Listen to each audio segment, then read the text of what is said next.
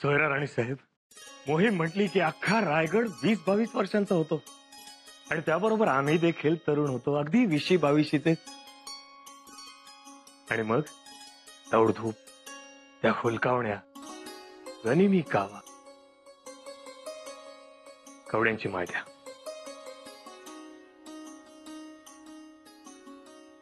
राणी साहेब, कवड्यांची माळ. हो ना, कवड्यांची माळ.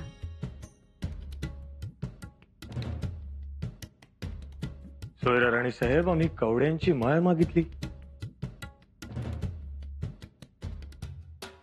हो.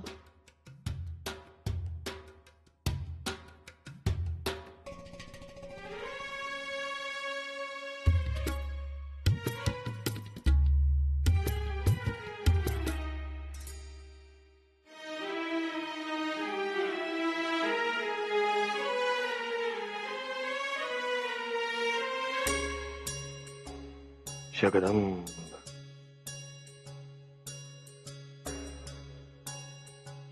खूप उत्साह येतो अंगात, असं संचारत.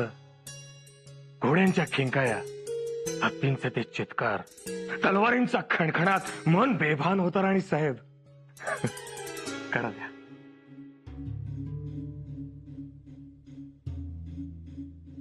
राणी साहेब, कड देताय ना? हो.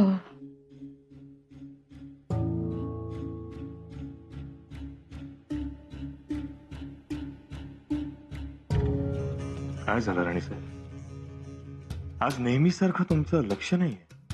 सगळं ठीक आहे ना? हो म्हणजे आम्ही तुम्हाला कडं मागितलं, पण आम्ही आपल्या वर्णनात रमलो होतो. क्षमा असावी.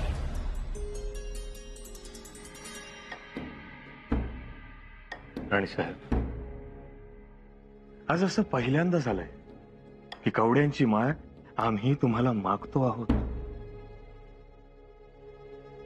तुम्ही आमच्या समोर आहात खऱ्या, पण तुमचं लक्ष विचलित आहे. याआधी असं कधीच झालं नव्हतं. नाही, काय काय नाही.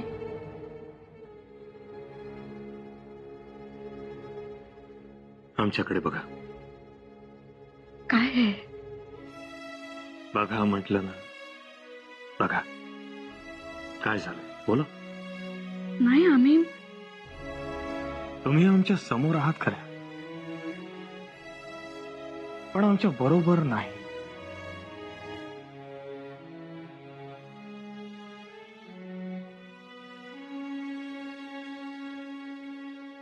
आम्ही आहोत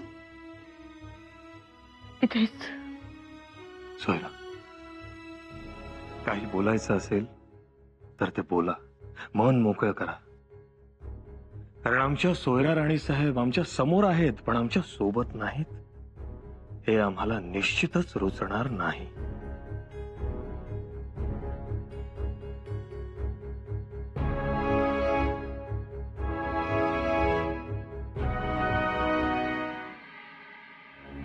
अनाजी पंत, हो आपण जे करतोय ते बरोबर आहे ना? मोरोपंत, तुम्ही सारखी शंका नका हो काढू. पण आज राणी साहेब विषय काढणार, महाराजांशी बोलणार, चिंता वाटतेच हो. अहो, महाराणी साहेबांचा आडोसा आपल्यालाच आहे, त्याची काळजी तुम्ही करू नका. हो, पण उद्या महाराजांना हे सगळं कळलं तर? खुबी खुबी म्हणतात ती कशाला? यालाच. म्हणजे आता मला सांगा, इथे आहे पण दिसत नाही. वार तेच वारं 5 दार. पावा तोच पावा भुवीत रोवा, तिवडा तोच तिवडा दह्यात घुसळा.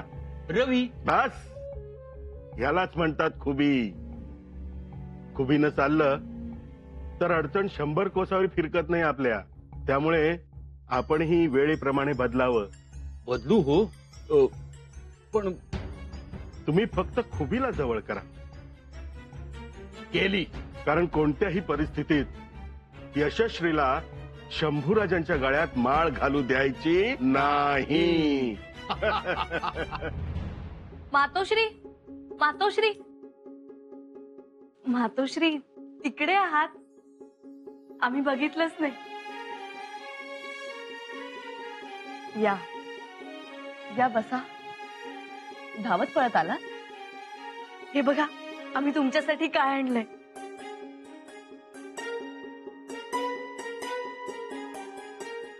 ओल्या नारळाच्या वड्या आम्हाला फार आवडतात.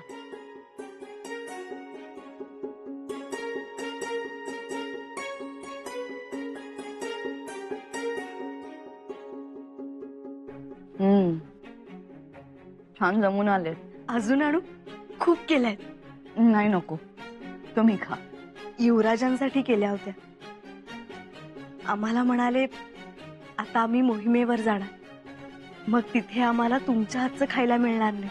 मग रोज सांज सकाळी त्यांच्यासाठी नवे पदार्थ बनवतो, सोबतही देऊ म्हणतो. खूप छान. आम्ही महाराजांसाठी काही बाई करत असायचो. आणि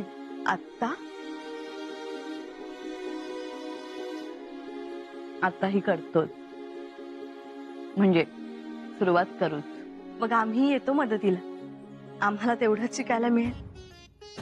बर, पण तुम्हाला आमच्या आवडीनिवडी बरं लक्षात राहिल्या. आम्हाला नाही काही, युवराजांना. आम्ही हे वाडगत त्यांच्या समोर ठेवलं तर खुश झाले, पण म्हणाले मातोश्रींना नेऊन द्या, त्यांना वड्या खूप आवडतात. एकाही वडीला हात लावला नाही त्यांनी. आशाच्या आशा वड्या घेऊन जा म्हणाले. मातोश्री,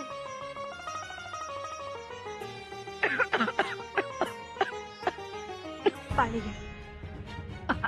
आठवण ठेवली आमची. सावकाश.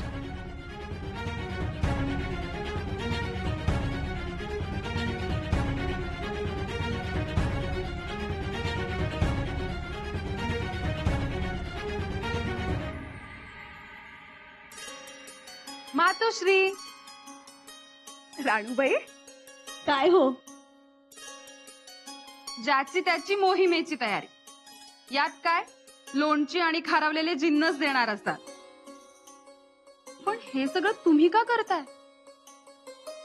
राणूबाई, आपल्या माणसांसाठी जिन्नस आपण आपल्या हातानेच द्यावे, तरच त्याला गोडी राहते. खरे आहे तुमचे. तुम्ही का आलात? हो, थोरल्या मातोश्रींसाठी निरोप आहे, मधुराईच्या मोती सराफांचा. 2 दिवस झाले ते गडावर येऊन थांबले. हो, मध्ये थोरल्या बाईसाहेबांनी बोलावली होती ही मंडळी. तेच, व्यापारी आलेत, पण मातोश्रींकडून काहीच निरोप नाही. वाट पाहत आहे. अगं बाई, खर तर दागदागिन्यांचे व्यापारी असे खोळंबून बसत नाहीत. थोरल्या बाईसाहेब त्यांना तातडीने बोलावून घेतात. पसंत पडले तर खरेदी करून त्यांना माघारी पाठवतात. यावेळी असं कसं घडलं? 2 दिवस झाले मातोश्री गप्प आहे. बोलणंही टाळलंय त्यांनी. हो ना.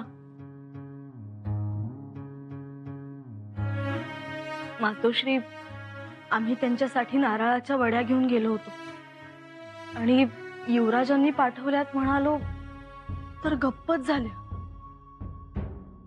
म्हणजे त्यांचं खाण्यापिण्याकडे लक्ष नाही. हो ना. आम्ही त्यांना बोलतं करण्याचा प्रयत्न केला, त्यांना हसवण्याचा प्रयत्न केला, त्यांना चिडवलंही, पण आम्हाला नेहमी सारख्या वाटल्या नाहीत त्या. आम्हालाही तो तुटकपणा जाणवला. सकाळी आमच्या समोरून गेल्या, पण त्यांचं आमच्याकडे लक्षच नव्हतं. मोत्यांचे व्यापारी ताटकळत बसले, याचा अर्थ तोच. आम्ही भेट घेऊ त्यांची. अशा जीवाला काळजी लावतात आणि पुन्हा काही बोलणार नाही. राणीसाहेब, बाळराजे काही खातच नाही आणि खाणारही नाही. काय झालं? खात का नाही? दादासाहेब जाणार ना, म्हणून आम्ही रुसलोय. असं करायचं नाही. खाऊन घ्या. नाही म्हटलं ना. महाराजे, कुठे त्यांचे बाळराजे? दादासाहेब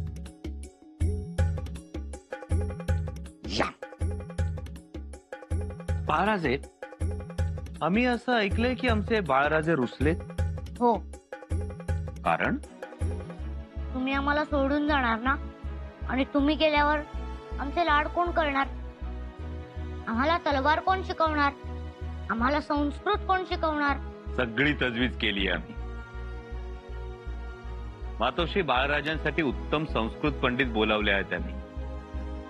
शिवाय शस्त्रांचं ज्ञान देणारे सुद्धा गडावर हजर झाले, आणि ते एवढे वाकबगार आहेत की आम्ही माघारी येईपर्यंत तुम्ही आमच्याशी तलवार खेळण्यायोग्य झाला असाल. खरंच? पण त्यासाठी तुम्हाला नियमित सराव करावा लागेल.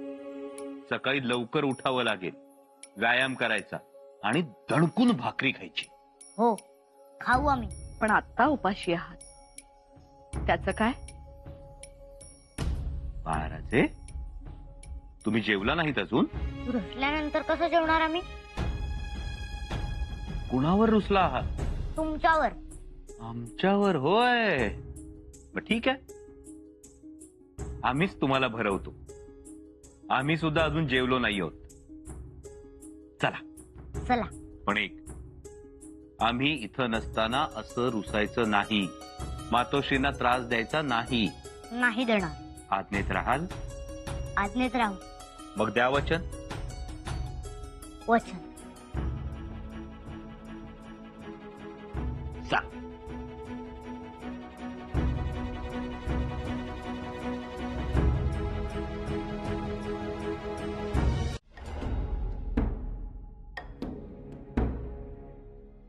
आम्ही एवढे कधीच धास्तावलो नव्हतो. बाळराजेंच्या भवितव्याची काळजी ही कधी करावीशीच वाटली नाही. का करावीशी वाटेल? ज्या पुत्राचे पिता हे छत्रपती आहे त्याला कसली चिंता? तरीही राहून राहून वाटतं. नेमकं काय वाटतंय? नेमकी कोणती सल? बाळराजेंचं सुख. ते एकटे तर पडणार नाहीत ना?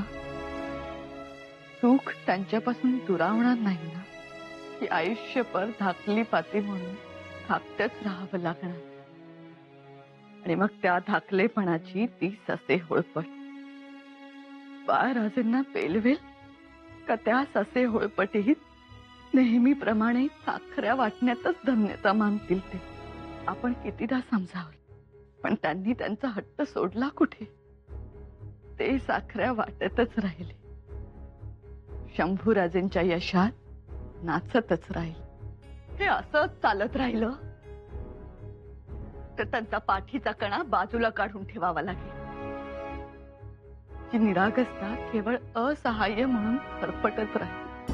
आई म्हणून हे आम्हाला कदापि सहन होणार नाही. आम्हालाही वाटतं आमच्या मुलाने प्रखर व्हावं, तेजस्वी व्हावं. राजाराम राजे चालू लागले की लोकांनी म्हणावं, बघा छत्रपतींचे चिरंजीव, त्यांच्यासारखेच पराक्रमी. राजाराम राजेंनी छत्रपतींचं नाव गाजवावं असं आम्हाला वाटतं. तुम्हाला काय वाटतं?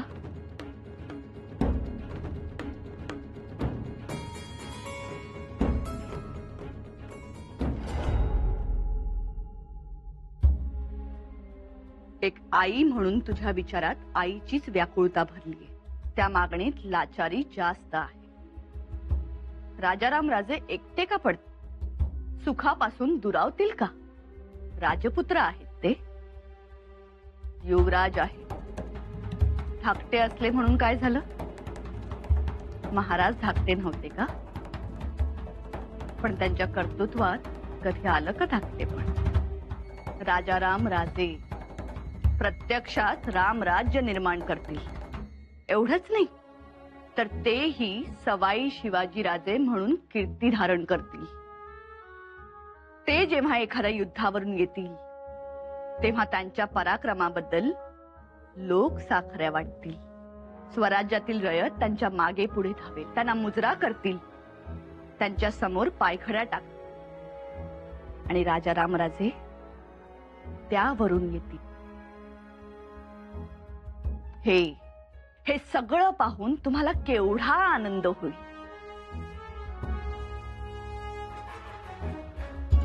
पण शंभूराजेंचं काय?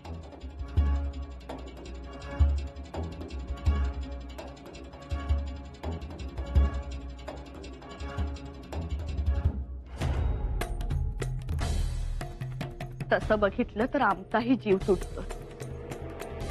आमच्या लेकरानं आम्हाला कधीच अंतर दिलं नाही, आमच्यात कधीच सावत्रपणा आणला नाही, येऊही दिला नाही. आग्र्याला गेले, बाळराजेंपेक्षा वर्षाने मोठे असते, परंतु आम्ही सांगितलं म्हणून शाल घेऊन आले. एवढी थंडी, गारठा, परंतु शाल घेऊनच आले. शाल घेऊन आले नाही, त्यांनी आणली ती वात्सल्याची मशाल. तेही विसरता येत नाही. मग आता काय करायचं? कशाचं? वाटणी मागावी का? मागावी? तो अधिकार आहे त्यांचा. बाळराजेंचं भविष्य आहे त्यात. वाटणी म्हणजे 3 अक्षरी बेलाचं पान. अलगद तोडावं आणि बाळराजेंच्या मस्तकी धरावं. मग शंभूराजेंच्या मस्तकी का धरू नये? सगळ्याच प्रश्नांची उत्तरं आता देता येणार नाही. त्यासाठी काही ना काही होईलच. दक्षिणेतील राज्य तुम्ही झुकतं माप दिलं. शेवटी पोटचा गोळाच तुम्हाला जवळचा वाटला. का वाटू नये? माया आंधळी झाली शेवटी. झाला शेवटी तुझा भाव. बिलकुल नाही. मग अत्यंत परिश्रमानं उभ्या राहिलेल्या स्वराज्यात अखेर वाटणी मागितली. वाटणी कुठे झाली नाही? रामायणात झाली, महाभारतात झाली. हे शिवभारत आहे. वाटणी मागितली नाही, वाटणी झाली नाही, असं एखादं तरी घर दाखवेल का कोणी? वाटणी ही होण्यासाठीच असते आणि आता वाटणी होणारच. आता आम्ही थांबणार नाही. आता आम्हाला महाराजांच्या समोर उभं राहावंच लागेल. परंतु महाराज हे सगळं त्यांच्या तत्वाबाहेरचं. राजा म्हणून ते योग्य असतील, आहेतच, परंतु आई म्हणून आम्ही योग्य असू. म्हणून आत्ताच बोलायला हवं, नाहीतर बाळराजेंच्या नशिबी वनवास येईल. आणि तो वनवास 14 वर्षांचा नसेल, पिढ्यानपिढ्यांचा असेल. म्हणून आम्ही वाटणी मागणार आणि आत्ताच मागणार.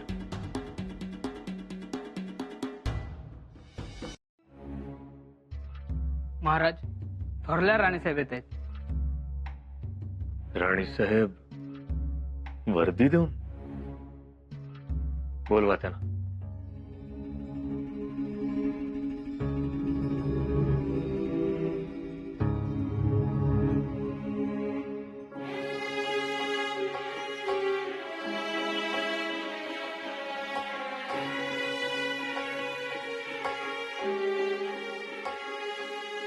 महाराज, या राणीसाहेब, आणि आज वर्दी देऊन? कामात असाल तर? आम्ही कामात आहोतच, पण तुम्ही बोला.